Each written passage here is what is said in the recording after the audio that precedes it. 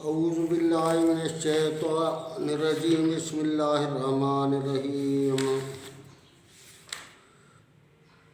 अज़ीज़ तलबा,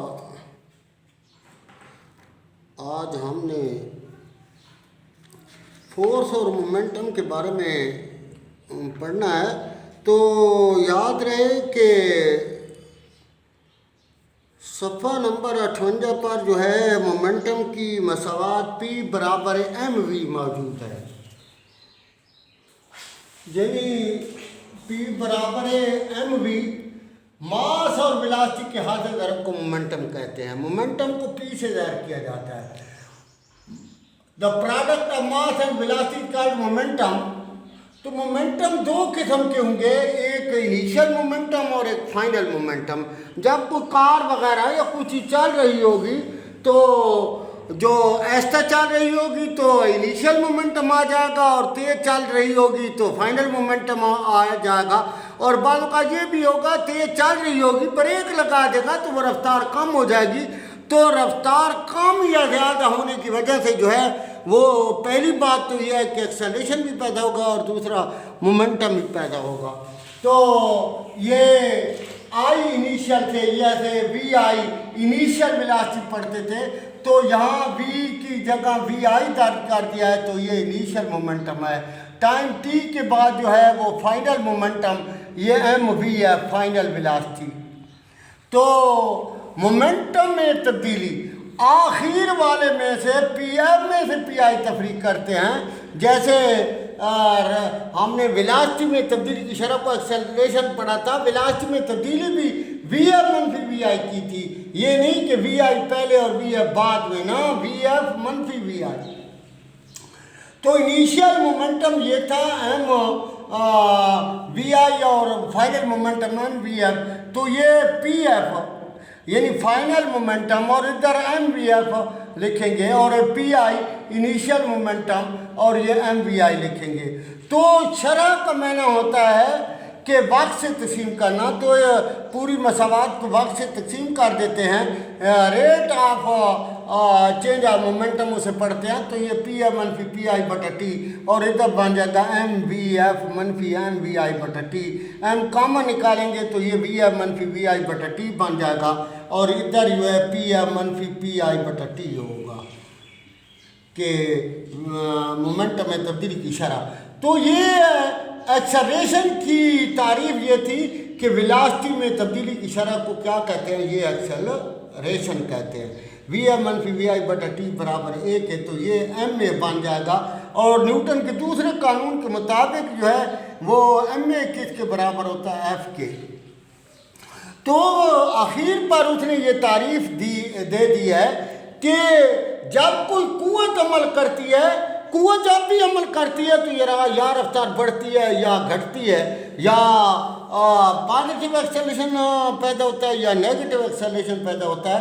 तो ये वही बात कहना चाहता है कि एक्सेलरेशन भी पैदा होता है और मोमेंटम में तब्दीली की शरह उसने लिख दी है कि वो फोर्स के बराबर है। तो आपकी किताब में मिसाल दी हुई है कि एक जिस्म है, उसका मास 5 किलोग्राम है, वो 10 मीटर फी सेकंड की वेलोसिटी से चल रहा है। तो ये वी आई बराबर है 10 मीटर पर सेकंड। 2 सेकंड के बाद उसे रोक लिया जाता है, यानी टाइम जो है 2 सेकंड रोक लिया जाता है। रोकने के लिए वी एफ जो है वो 0 हो जाएगी। तो बताइए कितनी फोर्स अमल कर रही है। तो तरीके तो 2 थे, लेकिन यहाँ जो है हम यही तरीका इस्तेमाल करते हैं क्योंकि ये टॉपिक यही है। तो ये इनिशियल मोमेंटम एम वी आई 5/10, ये आ जाएगा 50 किलोग्राम मीटर पर सेकेंड, मास किलोग्रामों में और वेलोसिटी मीटर पर सेकेंड में। और ये पी एफ यानी फाइनल वेलोसिटी, तो फाइनल वेलोसिटी 0 हो गई है, एम वी एफ 5/0, तो ये 0 हो जाएगा। तो मोमेंटम में तब्दीली जो है वो फोर्स के बराबर होती है। तो 0 मनफी 50/2 बराबर है एफ के, मनफी 50/2 बराबर है एफ के। ये पढ़ने चेंज कर दिया, एफ बराबर है मनफी 50/2 के, एफ बराबर है मनफी 25 न्यूटन। तो अजीज तलबा, मैंने ये बताया था कि पहले कि 2 किस्म के एक्सेलरेशन पैदा होते हैं, एक पॉजिटिव एक्सेलरेशन और दूसरा नेगेटिव एक्सेलरेशन। अगर रफ्तार बढ़ रही है तो पॉजिटिव एक्सेलरेशन, और अगर रफ्तार कम हो रही हो तो नेगेटिव एक्सेलरेशन।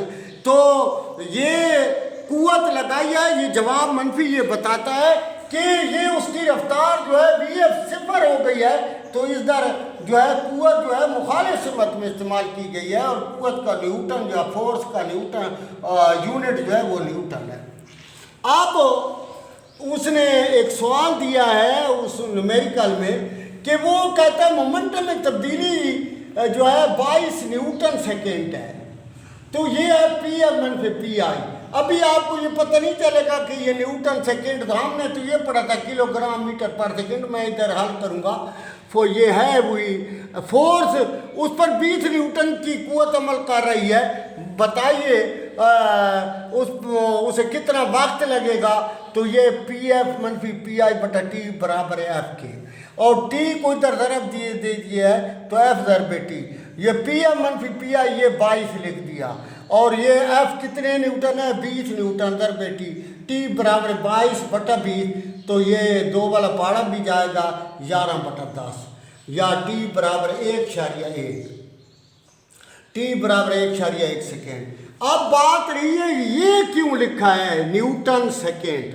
तो ये मोमेंटम होता है P बराबर mv, किलोग्राम मीटर पर सेकेंड, लेकिन सवाल में NS लिखा है। इसकी वजह यह है कि किलोग्राम मीटर पर सेकेंड को S से ज़रब और तकसीम करने से, ये मैंने S से ज़रब दे दिया है, ये S से तकसीम कर दिया है, तो ये S ऊपर चला गया तो ये मनफी है, तो ये बन गया किलोग्राम मीटर पर सेकेंड स्क्वायर।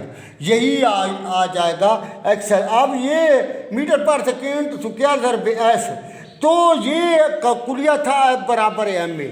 इसमें ये किलोग्राम और एक्सेलेरेशन मीटर पर सेकेंड स्क्वायर, लेकिन चूंकि ये कुव्वत के कानून न्यूटन ने बताए थे, इसलिए उसके नाम की वजह से ये यूनिट जो है न्यूटन रखा गया। तो लिहाजा किलोग्राम मीटर पर सेकेंड स्क्वायर की जगह n लिखने से, तो ये था किलोग्राम मीटर पर सेकेंड स्क्वायर, यहाँ n लिखेंगे तो ये यही लिख दिया है, और फिर ये S उसी तरह तो NS, तो यही बात हो गई।